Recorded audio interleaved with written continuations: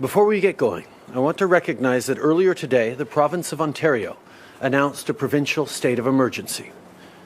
At the federal level, we've been coordinating with them and continue to do so. Ontario is taking the right steps to protect people and the healthcare system. And today's announcement is an example of what we're seeing across the country. National coordination and local action that makes sense for the circumstances on the ground. And I want you to know, Canada is here for you, in Ontario and in all parts of the country. On that note, I want to recognize all of the people on the front lines of our healthcare system. Whether you're a doctor or a nurse, a hospital administrator or maintenance staff, you are doing an incredible job. I know that all Canadians are grateful. I also want to thank all of the retired healthcare workers who are putting up their hand and coming back to help take care of Canadians. But let's do more than just say thank you to our healthcare workers. Let's also do what we can to lighten their load. In her update on Monday, Dr. Tam was clear about what we should and shouldn't be doing. Do wash your hands often. Do sneeze into your elbow. And don't gather in groups of more than 50 people. These measures, and especially social distancing, are how we can ease the burden on our doctors and nurses so they can focus on our fellow Canadians who need it most. This is an especially important day on St. Patrick's Day. Lots of you probably had parties planned or were going to head out with friends. Now is the time to find another way to celebrate and to do that at home. I know people would probably prefer to just carry on as normal. I would too. But we all must take all action through social distancing to protect our health and the health of others. Nos médecins et nos infirmières ont besoin de votre aide. Vos voisins ont besoin de votre aide. Les gens les plus vulnérables dans vos communautés ont besoin de votre aide.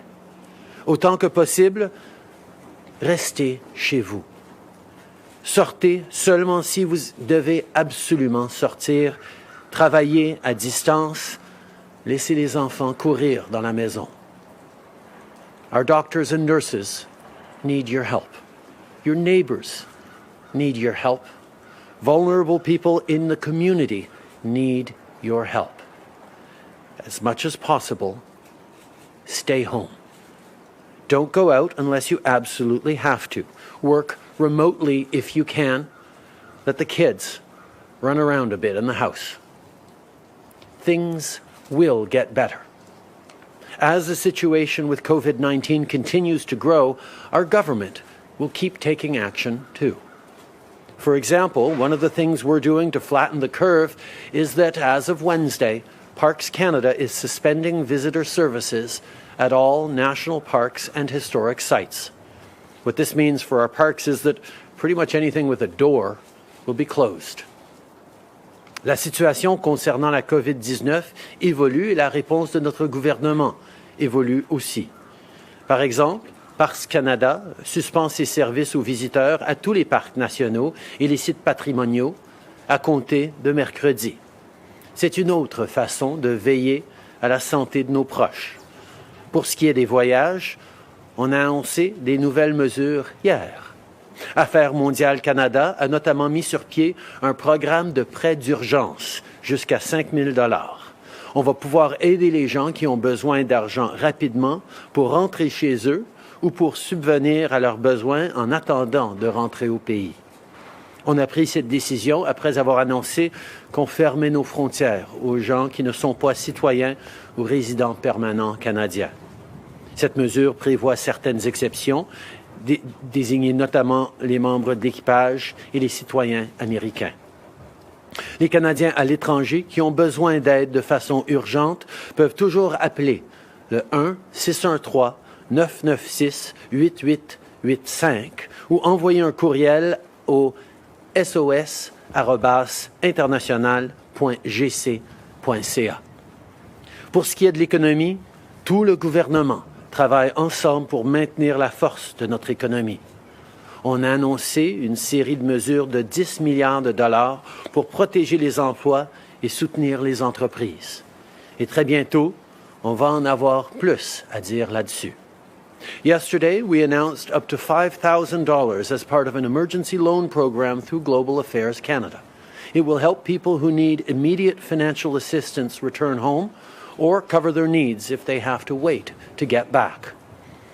Canadians abroad in need of emergency assistance can always call 1-613-996-8885 or email sos@international.gc.ca.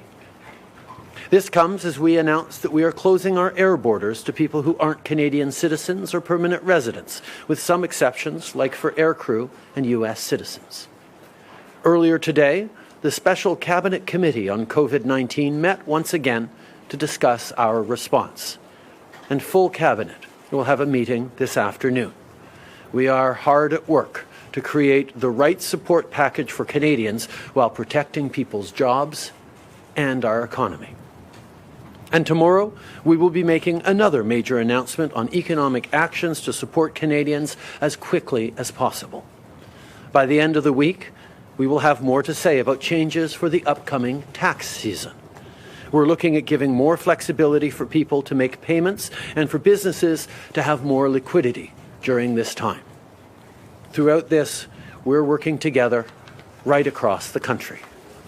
I have directed the House Leader to engage with his counterparts to discuss a brief return of the House of Commons so that we can bring in emergency economic measures. There are economic pieces that will need quick passage through the House in order to support Canadians. We are also examining the Emergency Measures Act to see if it is necessary or if there are other ways that will enable us to take the actions needed to protect people. Coordination at all levels and between all parties is vital. I have asked the Chair and Vice Chair of the Cabinet COVID Committee, Ministers Freeland and Duclos, to ensure that there are regularized briefings for premiers, leaders of the opposition, and other stakeholders for the foreseeable future. And yesterday, our regular calls with all parliamentarians began, which the Public Health Agency of Canada is moderating. Right now, we must all work together. The bottom line is this: each one of us can make choices that help the people around us. In fact, we can make choices that will save lives. If we act now, even if it seems like a big ask, things will be better tomorrow. Thanks to our outstanding public health professionals, we have the information we need to make informed choices. So if you can, send an email or pick up the phone instead of meeting in person. Order takeout instead of going out to dinner. And try to support your neighbors and friends if they're worried or need help. Canada, let's work together. I know we can do this. Merci beaucoup tout le monde. Sir, you mentioned just now that you're thinking of recalling Parliament for emergency measures. Before Parliament rose, they gave you a financial act that allows you to spend whatever you need to spend on this. What sort of measures might you need to take that you don't already have? Actually, those are two separate things. We're talking about recalling Parliament briefly to pass legislative measures that will allow us to do things around EI, to do things around a number of methods to get money into the pockets of Canadians. We are also separately looking at the Emergency Measures Act to see if there are tools that they offer us that allow us to do more things that are needed for Canadians that can't be done other ways. Nous regardons la possibilité de ramener le Parlement pour passer des mesures législatives pour pouvoir livrer de l'aide directement aux citoyens. On a une capacité d'investir tout de suite pour aider les Canadiens, mais il y a des mesures législatives qui vont avoir besoin de l'accord des parlementaires pour pouvoir avancer, et c'est sur cela qu'on travaille avec les citoyens. Monsieur Trudeau, Mélanie Marquis de La Presse, le nombre de cas aux États-Unis est en augmentation constante. Il y a des foyers importants dans l'État de Washington, dans l'État de New York. Qu'est-ce que vous attendez? Qu'attendez-vous pour fermer la frontière canado-américaine? Comme j'ai dit, on est en train de coordonner avec les États-Unis, avec les autorités américaines. On est en train de regarder tout ce qu'on peut faire pour protéger les Canadiens. Il n'y a rien qui est écarté. On regarde toutes les différentes options. On va tout faire pour garder les Canadiens en sécurité et on s'assure qu'en même temps, on n'est pas en train de faire mal à des Canadiens en limitant les denrées essentielles et les marchandises. Prime Minister, we're told the need for social distancing is pressing everywhere in the country, Calgary, Vancouver, Toronto, Montreal. Why not a federal directive on something like closing bars and restaurants or other non-essential businesses? We have taken significant measures up until this point, every step of the way, and we will continue to take necessary measures. We know a number of provinces are moving forward in measures that are appropriate for them, and we will continue to look at what we can do at the federal level to keep Canadians safe. Everything that needs to be done to keep Canadians safe is being done. Philippe Vincent Foisy de Radio-Canada. On en a pour combien de temps? Les gens se demandent en ce moment, on est prêt à faire des efforts, mais ça va prendre combien de temps? On parle de mois, de semaines. Pouvez-vous être clair avec eux? Vous leur demandez des efforts importants. Combien de temps? On demande des efforts importants aux citoyens et on va être là pour appuyer les citoyens aussi, pour appuyer les petites entreprises et les grandes entreprises, pour appuyer les citoyens qui ont besoin d'argent pour faire leurs emplettes, pour nourrir leur famille, pour payer leur loyer. On ne sait pas combien de temps ça va prendre, si ça va être des semaines, si ça va être des mois. Mais nous allons être là, les uns pour les autres, pour appuyer les Canadiens, pour passer à travers de ce moment extrêmement difficile et exceptionnel. Okay. We will be there as a country for our citizens, for our businesses, for Canadians who are worried. Whether it's making sure that small businesses can remain viable through this difficult time, whether it's so that families can take care of their loved ones or put food on the table, we will make sure that Canadians are able to hold through this difficult time. We don't know exactly how long this is going to take, whether it takes weeks or months, but we know that every step of the way, we will be there to support each other. That's what Canadians do. Thank you, Mr. Prime Minister. Canada is responsible for the poor living conditions in Indigenous communities, which makes them more vulnerable to the spread of COVID-19. Why isn't more being done to prepare these communities for this pandemic? From the very beginning, we have been working closely with Indigenous services, with Indigenous leadership across the country to ensure that what is needed to be done will be done for Indigenous and remote communities. We know that there is a higher degree of vulnerability. There are already vulnerabilities because of difficult conditions in so many of those communities. That is why we are taking extra measures to ensure that Indigenous people across this country remain safe.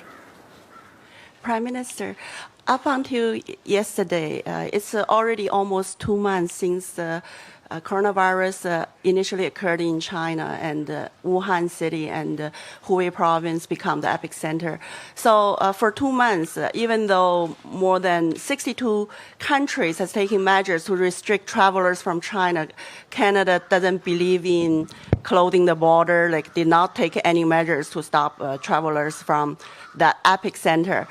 Then yesterday, it's the announcement just close the border, not only to people from the epicenter, but also to almost everybody except U.S. citizens. So it looks like the policy is kind of from one extreme to another. What happened? What makes the government to move the policy from one extreme to another extreme? I think people have noticed that the situation has evolved incredibly rapidly around the world, and that does require different decision-making at different moments.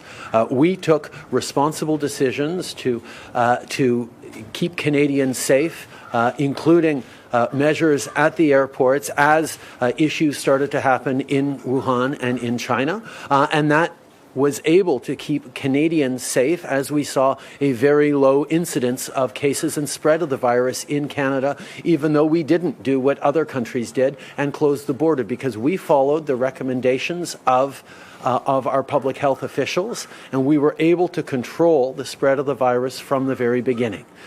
The situation has now changed, and the recommendations of our scientists and experts have changed, and we are continuing to do and will continue to do everything that is needed every step of the way to protect Canadians. Maura Forrest, Politico. Yesterday, President Trump told Americans to avoid gatherings of more than 10 people. Today, you're still saying 50 people. Why don't you believe that same advice is necessary to give Canadians now? And at what point would you be at the point where you would give Canadians that same recommendation of limiting gatherings to 10 people? The advice yesterday given by our Chief Medical Officer of Canada, Dr. Theresa Tam, was to avoid gatherings of 50 people. But of course, Canadians should look to as much social distancing as possible. They should look to stay home. They should look to take measures that keep themselves and their families and their neighborhoods safe while not overburdening our public health system. These are the things that Canadians must do, and we will continue to keep people informed on the best ways to keep Canadians safe. Okay. La docteure Theresa Tam, notre docteur en chef au Canada, a annoncé hier qu'on ne devrait pas avoir des groupements de plus que 50 personnes. Et c'est exactement ce que je répète aujourd'hui. Mais évidemment, tous les Canadiens devraient chercher à s'isoler le plus possible, à rester avec leur famille, à ne pas aller en public, à prendre les mesures nécessaires pour continuer de pouvoir s'appuyer les uns les autres. Olivia Stefanovich, CBC News. Prime Minister, you told our colleagues at Radio Canada earlier that there are Canadians who just won't get home. Can you give us a sense of how many Canadians will be stranded? What kind of options are available to these Canadians, such as repatriation flights, for example? And how do you justify leaving them there? We are looking at every possible way of bringing Canadians home. There are 3 million Canadians at any given moment around the world living and working, and I think it is just realistic to know that there are some of them who will not be coming home in the coming weeks. But we will make measures available through Global Affairs Canada, loans and supports. We're working with airlines to try and make sure that as many Canadians as possible, as many Canadians as want to, can come home. This is something that all Canadians are expecting of their government, and we're going to be doing it. Je pense que les gens savent qu'il y a presque 3 millions de Canadiens qui habitent, qui vivent, qui voyagent outre-mer à n'importe quel moment. C'est sûrement le cas que certains d'entre eux ne vont pas revenir au Canada dans les jours à venir. Mais certainement que beaucoup de Canadiens en voyage à travers le monde vont vouloir revenir, et c'est pour ça que Affaires mondiales Canada est en train de rendre disponible de l'argent et de l'aide. On est en train de regarder les vols, on est en train de regarder ce qu'on peut faire pour faciliter le retour du plus grand nombre de Canadiens possible dans le plus court délai possible. Mr. Prime Minister, Liberthium, Canadian Press. Why isn't the federal government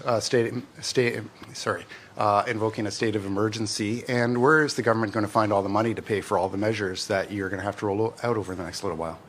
State of emergency isn't necessarily something in itself. It is a way of enacting measures that otherwise would not be able to be enacted. So we are looking at the Emergency Act to look at what those measures are that it would make available and whether there are other ways without having to bring in a state of emergency that we could invoke them. We are examining that very carefully. And on the costs of the measures, Canada has taken responsible fiscal decisions over the past years that have allowed us to have a significant room to maneuver on investing in our economy. We are the G7 country with the lowest debt to GDP ratio, the lowest debt as a proportion, deficit as a debt as a proportion of the size of our economy, and that allows us to invest significantly in Canadians, in businesses, to make sure we're able to make it through this difficult time and make sure we continue to prosper and grow once we are through this moment. That is the result of the decisions we have taken responsibly as a government over the past years. We'll now go to a few questions on the phone. Just one question, no follow-up. Thank you. We will take questions from the telephone lines. On va entendre des questions du téléphone. If you have a question, please press star 1 on your telephone keypad. Si vous avez une question, appuyez sur étoile 1 maintenant. The first question is from Mary Walsh from the Globe and Mail. Please go ahead. À vous la parole. Hi, Prime Minister. Canadians are getting very different messages from the provinces and from you and from cities. They're varying from stay with gatherings under 10 people to 50 people. And I'm wondering if you are worried that Canadians are getting mixed messages. From all governments is very, very similar. Stay at home as much as you possibly can. Engage in social distancing. Look to care for your loved ones and don't go out unless you absolutely have to. The various recommendations will be suitable to various jurisdictions, but we are coordinating very closely across jurisdictions to ensure that Canadians get this message that it's time to stay home as much as possible. Thank you. Merci. The next question, la prochaine question est de Hélène Buzetti du Devoir. À vous la parole. Please go ahead. Oui, bonjour, M. le Premier ministre. J'aimerais revenir à la question de la frontière américaine. Vous avez dit que vous n'allez pas pris de décision tout de suite pour ne pas compromettre les chaînes d'approvisionnement. Mais c'est pas clair dans ma tête le lien qu'il y a entre tourisme et cargo. En quoi empêcher un individu de New York de venir à Toronto va nuire à l'approvisionnement d'oranges de Floride. Pourriez-vous clarifier ça? Ça nous donne l'impression que vous attendez le hockey de Donald Trump. Pas du tout. Nous sommes en train effectivement de coordonner avec les autorités américaines parce qu'on a un très haut niveau d'intégration dans nos chaînes d'approvisionnement de notre économie. Mais nous allons toujours prendre les mesures qui sont les bonnes mesures pour les Canadiens. Nous allons regarder attentivement ce qu'on doit faire comme prochaines étapes. Nous avons pris les mesures nécessaires à chaque étape et nous allons continuer d'annoncer des mesures nécessaires au fur et à mesure que la science et les recommandations des experts et nos décisions politiques s'alignent avec ça. Merci beaucoup tout le monde. Merci.